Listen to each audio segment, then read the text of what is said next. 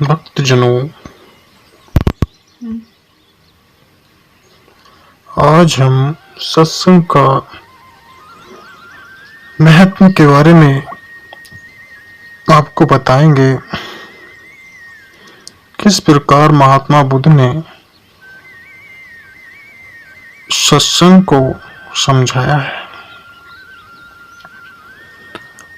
एक बार की बात है, महात्मा बुद्ध एक गांव में ठहरे हुए थे। वे प्रतिदिन शाम को वहां पर सत्संग करते थे। भक्तों की भीड़ होती थी, क्योंकि उनके प्रवचनों से जीवन को सही दिशा बोध पड़ता। क्योंकि उनके प्रवचनों से जीवन को सही दिशा प्राप्त होती थी। बुद्ध की वाणी में गजब का जादू था। उनके शब्द श्रोताओं के दिल में उतर जाते थे।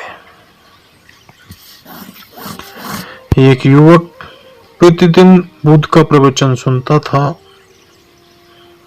एक दिन जब प्रवचन समाप्त हो गए तो वह बुद्ध के पास गया और बोला,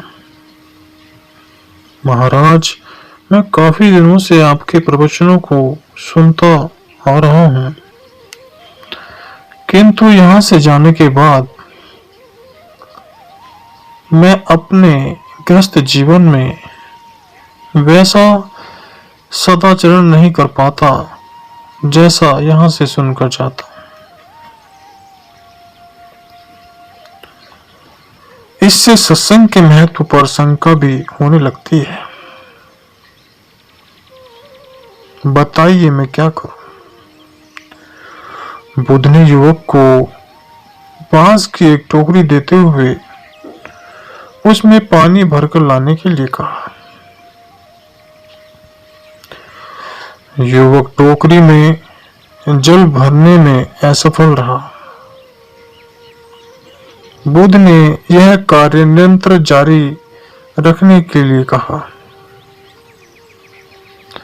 युवक प्रतिदिन टोकरी में जल भरने का प्रयास करता, किंतु सफल नहीं हो पाता।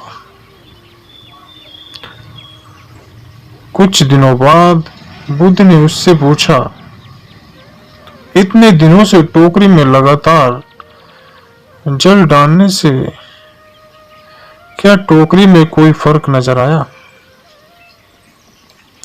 युवक बोला, एक फर्क जरूर नजर आया है। पहले टोकरी के साथ मिट्टी जमा होती थी, अब वह साफ दिखाई देती है। कोई गंदगी नहीं दिखाई देती है और इसके छेद पहले जितने बड़े नहीं हैं, वे बहुत छोटे छोटे हो गए। तब बुद्ध ने उसे समझाया, यदि इसी तरह से पानी में निरंतर डालते रहोगे तो कुछ ही दिनों में ये छेद फूल कर बंद हो जाएंगे और टोकरी में पानी भर पाओगे। इसी प्रकार जो निरंतर सत्संग करते हैं, उनका मन एक दिन अवश्य निर्मल हो जाता है। अब गुणों के छिद्र भरने लगते हैं और गुणों का जल भरने लगता है। युवक ने बुद्ध से अपनी समस्या का समाधान पा लिया। निरंतर सत्संग से दुर्जन भी सज्जन हो जाते हैं, क्योंकि महापुरुषों की पवित्र वाणी उनके मानसिक विकारों को दूर कर उनमें सद्विचारों का आलोक प्रसारित करती है।